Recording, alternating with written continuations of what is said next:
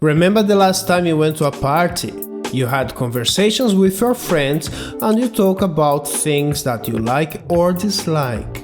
You may have spoken about a film you have watched and given your opinion saying what you have enjoyed about the film.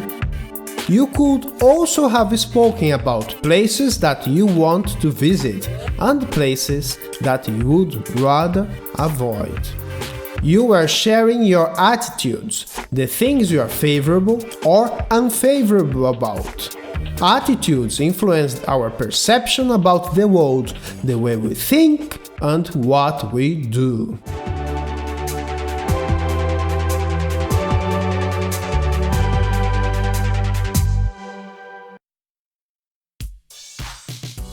Now it's time to talk about attitudes and understand its meaning.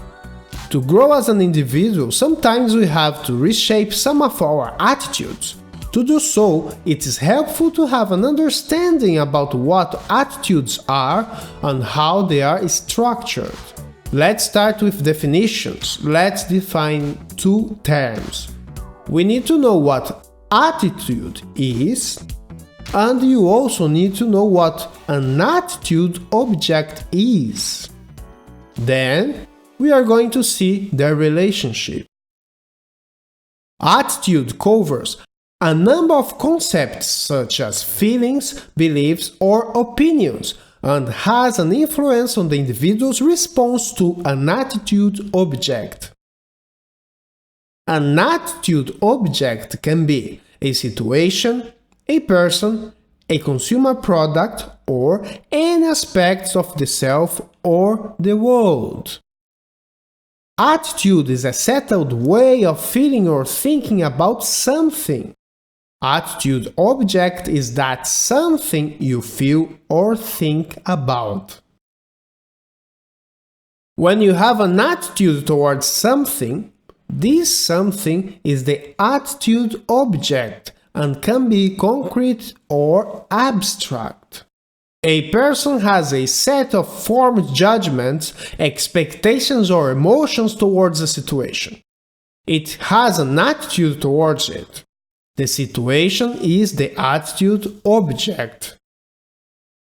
The attitude is shaped by a combination of upbringing, by social norms, by experience or conditioning. As you grow up, you develop conceptions of the world, and positive or negative attitudes are formed towards any aspects of the self or the surrounding. Throughout a person's life, she has different experiences when interacting with the surrounding, when observing social norms, or when seeing how people react to events. A person is also educated or conditioned to behave in a certain way. And most important, a person can make her own mind about how to feel and act towards an attitude object. Sometimes people are not even aware that they hold a specific attitude. Many times they don't question a belief they hold or don't check if it is in line with reality or not. Without even realizing, they can have negative attitudes based on false premises or prejudices. Let me give you an example. Some individuals have the belief that rich people get rich at the expenses of the poor. This negative attitude towards wealth is based on the assumption that economic life is a zero-sum game where for one person to win, the other has to lose. Attitude can be specific or general. Specific attitudes are directed towards one object, and general ones can be directed towards the whole group of objects. And now, looking at the previous example, the belief that rich people get rich at the expenses of the poor is a general negative attitude, and it is directed towards a whole group of individuals.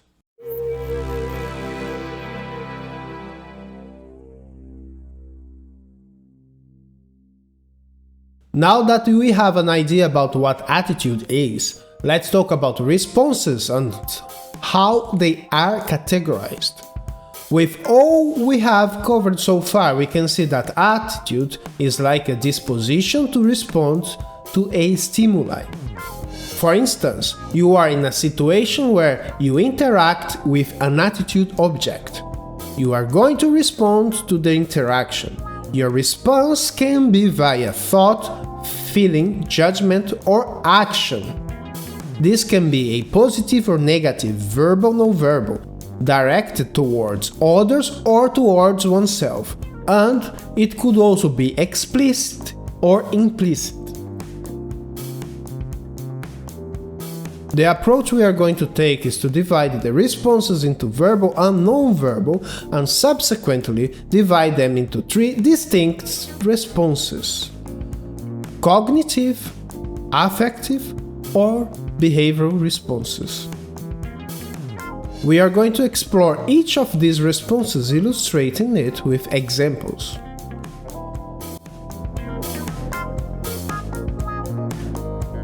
Attitudes are complex mental dispositions to respond favorably or unfavorably in relation to a concrete or abstract stimuli. It's a mental state that includes values and principles, that its formation is influenced by a person's experiences, education, or conditioning. Let's look at the 3 different categories. The first one is cognitive. Cognitive responses. This category reflects the way an individual perceives and thinks about an attitude object. For this category, verbal responses are easier to interpret. A person will express her beliefs by saying what she thinks. Let's use an example of the attitude towards exercising. A person with a negative attitude towards exercising would say things like, "It's difficult to be physically active most days of the week. Exercise in public is embarrassing." And this one particularly for women. "Lifting weights will make me bulky and masculine." In contrast, a person with a positive attitude towards exercising would say, "Doing sports is a great way to make new friends.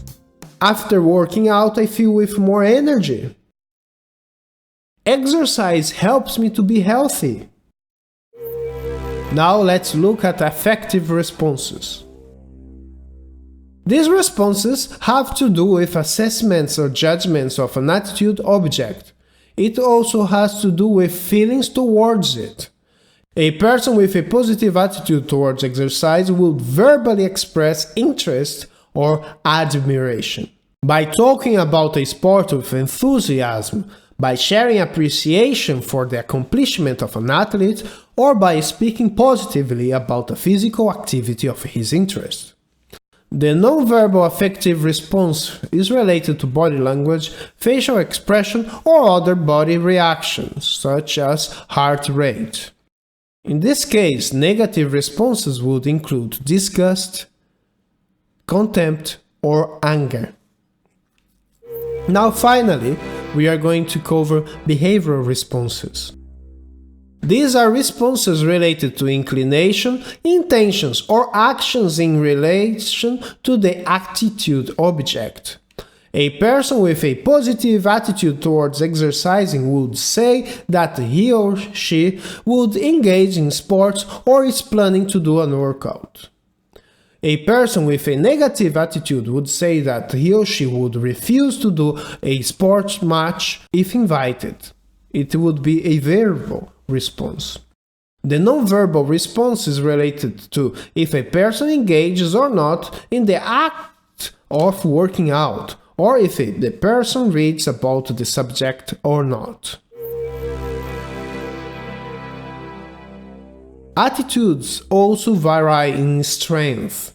We can have stronger or weaker attitudes. Stronger attitudes can highly influence behavior as they are strongly held and they tend to be important to people. Weaker ones are not firmly held and people don't tend to have a vested interest in it.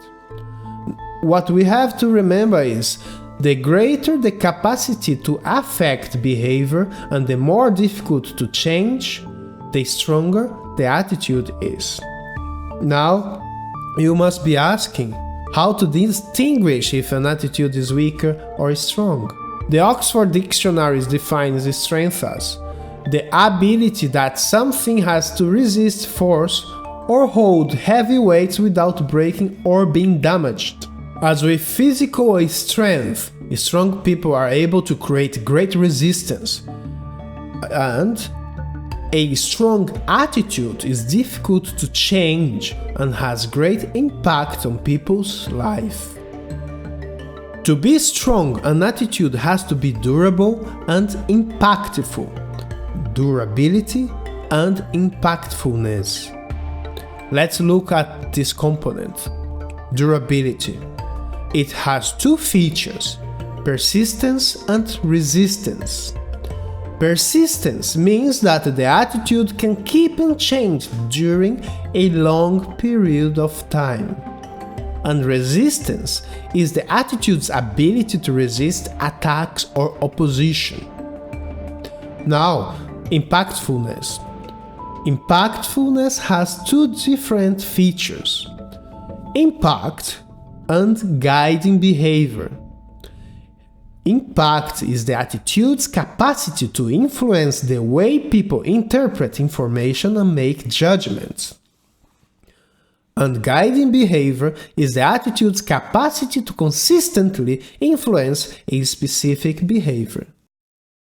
The more of these four components an attitude has, the stronger it is. Knowing how to distinguish between stronger and weaker attitudes is helpful to understand how people would behave differently towards the same attitude object. Let's take the example of people's attitude towards eating. People have different attitudes to healthy eating. Some people have very strong attitude and try to eat as healthy as possible. Other people have weaker attitudes towards healthy eating. They acknowledge that eating healthy is important, however, for them it is not so important to eat healthy foods. Their attitude strength will impact other aspects of their life, as the following study shows. A study done in Ireland aimed to understand the different behaviors towards eating a healthy diet when looking at people across levels of attitudes discovered that people with stronger positive attitudes towards eating a healthy diet spent more time exercising and less time watching television. The researchers took a representative sample of the Irish population and divided it into 3 groups according to how strong their attitude towards healthy eating is. The sample was divided in weak, medium, and strong attitude towards eating a healthy diet.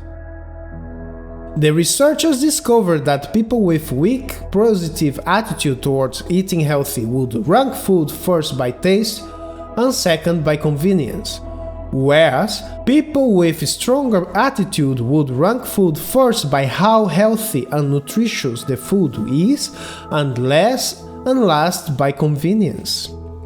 The researchers discovered that people with the weakest attitude had the highest BMI compared to the rest of the group, and younger single males had the weakest attitude towards eating healthy compared to the whole sample. If you have a weak positive attitude towards healthy eating, it's more likely that over time it will have a negative impact on your health, as this group is the more likely to have a poor diet. And as you already know, there is also evidence that a poor quality diet can contribute to the development of obesity, heart disease, or diabetes. It can shorten your life and have negative socio-economic consequences.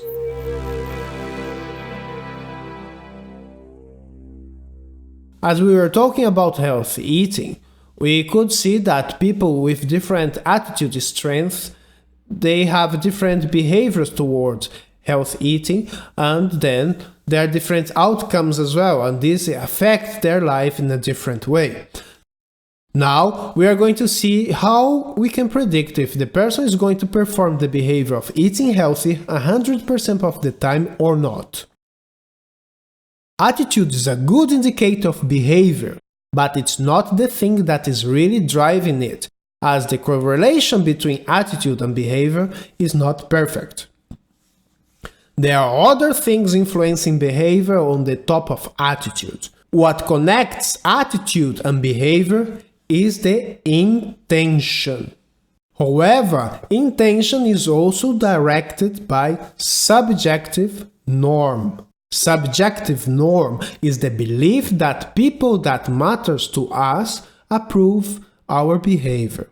It's related to social pressure, to how the perception from relevant people like family or friends has influence on the individual to perform or not the behavior. It's also related to our motivation to comply with their views. Let's take the example of recycling.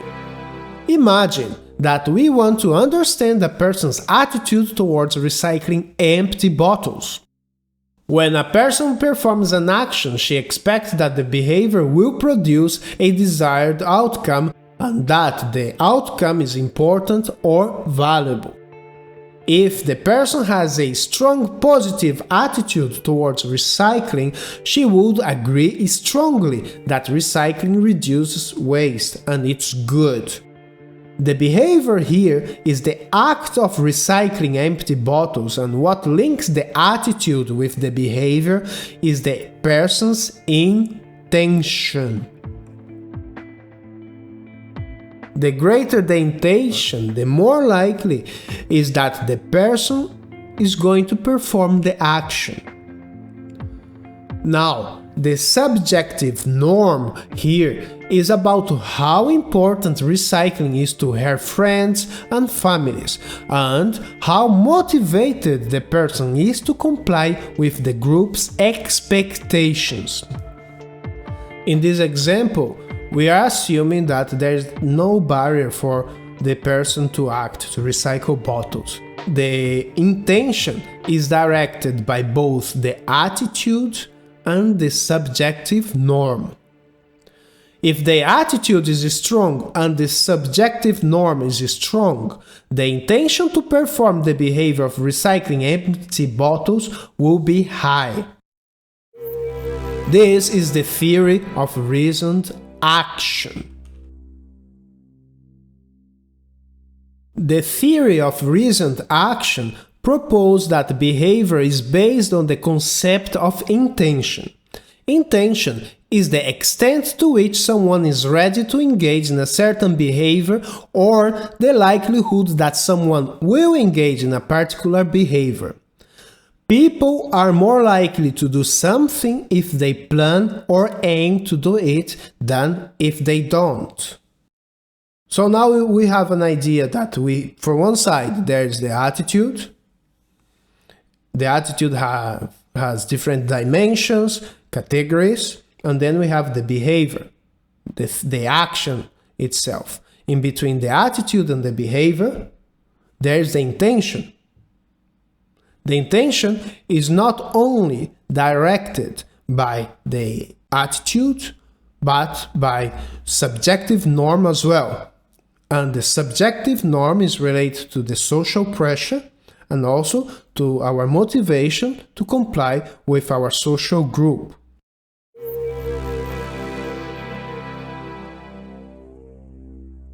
Now that we have touched on the theory of the reasoned action, I would like to introduce another theory, the cognitive dissonance theory. In the previous example, attitude and behavior are in harmony. You have a strong attitude about recycling, you think positively about it, you behave accordingly by recycling your empty bottles, and then you feel good when you recycle. But now, what happens when attitude and behavior do not match? When thoughts, beliefs, attitudes and action are not in harmony? A person tends to make an effort to have cognitions consistent with each other. Beliefs come in clusters, they come in groups, and people feel better when thoughts, beliefs, attitudes, and behaviors are consistent with each other. Consistency should be the norm, but it isn't always the case. People feel psychological discomfort when there is inconsistency between thoughts, behaviors, attitudes, values, or beliefs. When people do things that are dissonant with some of their beliefs, they tend to feel uneasy, and this unpleasantness motivates them to change one or more cognitions to reach the level of consonance. This is the cognitive dissonance theory. Taking attitude towards heavy drinking as an example.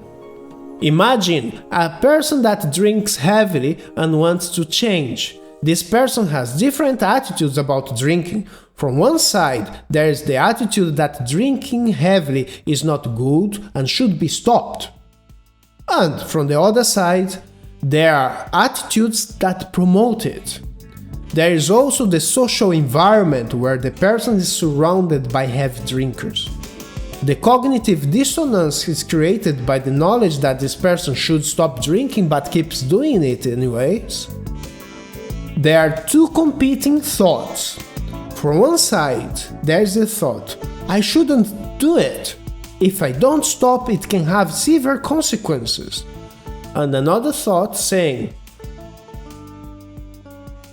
I know I shouldn't drink. However, I like it.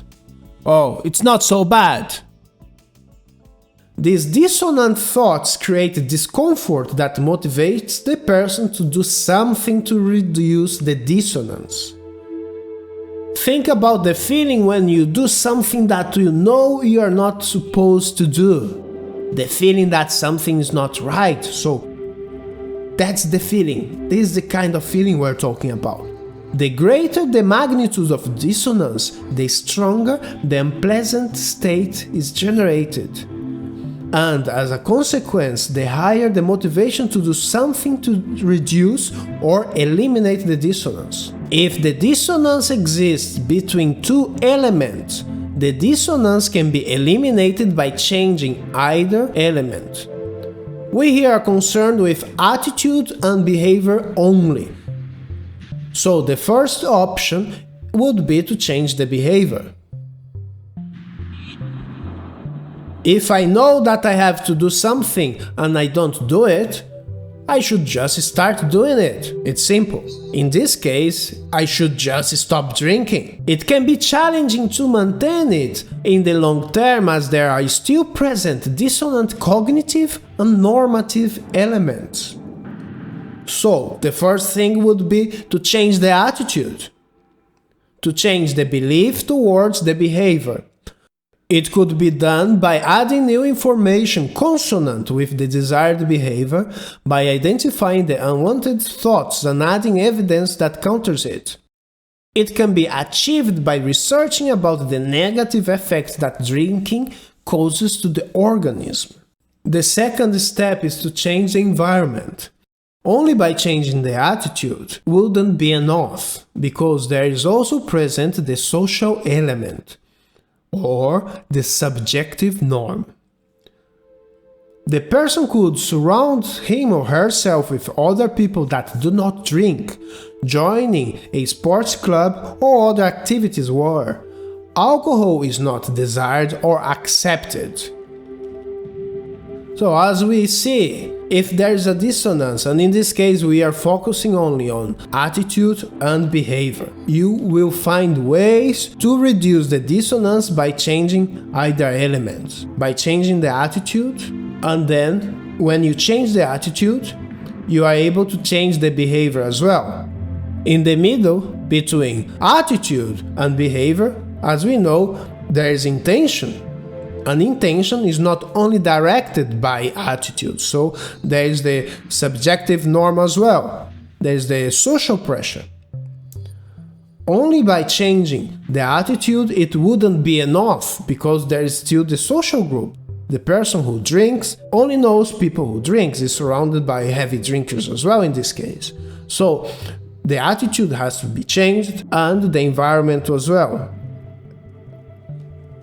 By changing both attitude and subjective norm, there is a change of intention. The motivation to stop drinking would be higher, and it will be more feasible to change the behavior in the long term. Now that we have a good understanding about what attitude is, how it affects behavior, I would like to redirect our focus to personality. It's interesting to briefly cover personality because besides attitude, personality traits also influence the way an individual conducts oneself towards others and the environment. This is a subject that can be covered in more depth in another occasion. You let me know in the comments if you would like to watch a video where I only talk about personality traits and temperaments. Moods can change from one moment to the other. Attitudes can also change from time to time. But personality traits are stable over time. They are consistent with an individual's true nature, and they also affect behavior. The idea of a personality traits can be tracked back in history.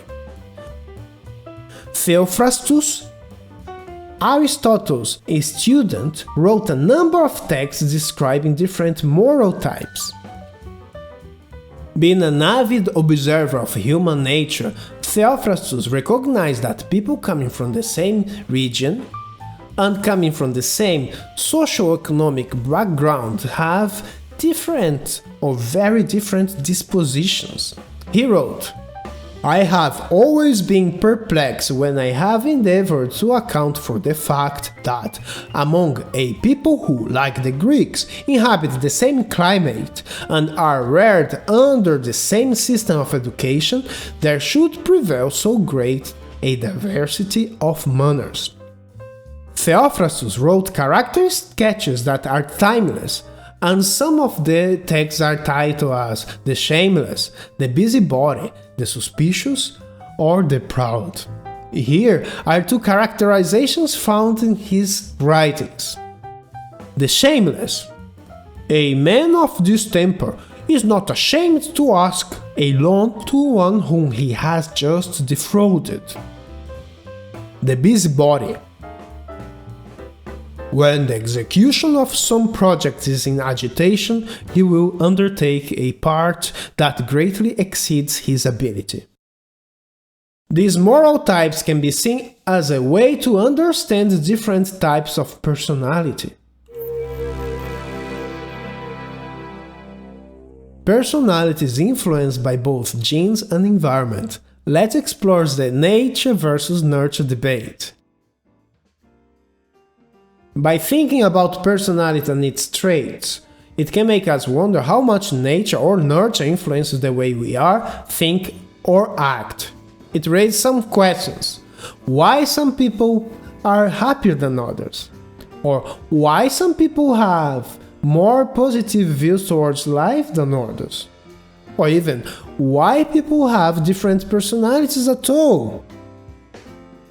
For one side we have the environment, nurture, which shapes behavior, but we also have our genetics, nature, that also affects the way we are.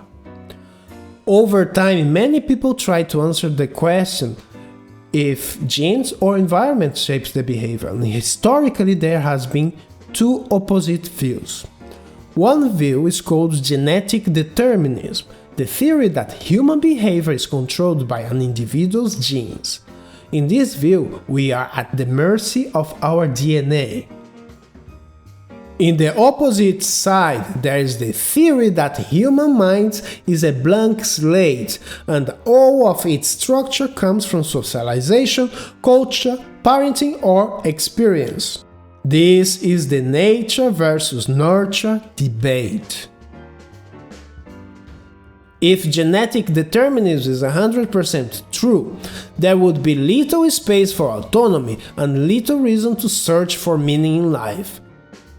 However, if the mind is a blank slate and comes to be void, of character, there would be no natural predispositions. As in most polarized debates, the truth lies somewhere in between. Both nature and nurture have an impact on personality, and we are free to decide the ideal self we want to cultivate. Genetic research indicates that the individual differences in personality are due to environmental as much as genetic influence, and for happiness-related construct, nurture can have up to 70% influence on the outcome. Genes determine only the likelihood of an outcome. It doesn't mean that they are the destiny. There is also a two-way communication between genes and what surrounds the organism. DNA can turn on and off, receiving signaling from inside and outside the organism. For instance, a person with a genetic predisposition to cardiovascular disease has a risk factor of developing it above average, but the likelihood of this person suffering of heart condition will be partially influenced by lifestyle. If the person has a healthy lifestyle, it will be less likely to have such problems. This happens because there is a conversation between the DNA, the cell, the organism, and the environment. The environment participates, turning DNA on or off and influencing on how genetic predispositions are manifested. The genetic activity communicates with neural activity and they influence each other. Personality is influenced by heritability, however, it is not a one-way communication because the way a person thinks and the philosophy of life can have an influence on how genetics are manifested. Think about being angry, anxious, resentful, jealous. All these feelings, they create stress, and the stress they affect the body, and then they affect the likelihood of illness to manifest. The person's behavior as well as experience can also have an impact on how DNA turns on or off. In this participation, the person interacts and changes the environment, and at the same time, the environment has the potential to change the person at a genetic level. According to Robert Pluming, the genetic makeup influences decision-making and behavior to different directions, and these differences increase with aging. So, these positive reinforcements towards genetic predisposition may get bigger late in life, making people create environments that correlate with their genetic propensity. However, propensity is not certainty, and although a person has an inclination to behave in a certain way, she has plenty of room for maneuver. She has free will. By self-inquiry and self-knowledge, she can identify flaws in personality or behavior and then transform those negative aspects of identity in a way that they are more in line with the ideal self. The person can choose her path and develop her personality, an attitude towards a positive philosophy of life, and a purposeful existence by reinforcing the desired aspects of personality, the desired aspects of being. It can be done by cultivating a positive mental attitude. And how is it done? You draw a picture of your ideal self and you create the image of what a purposeful life is for you. Through self-inquiry, you identify the elements of attitude that are detrimental.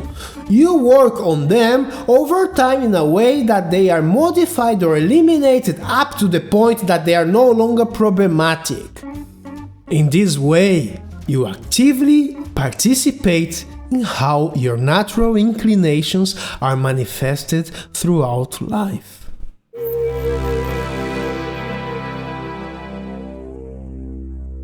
Now we are approaching the end of this video, and to finish I would like to share a story with you. A teenager starts doing martial arts. He is very motivated. He trains 3 times per week and is very competitive.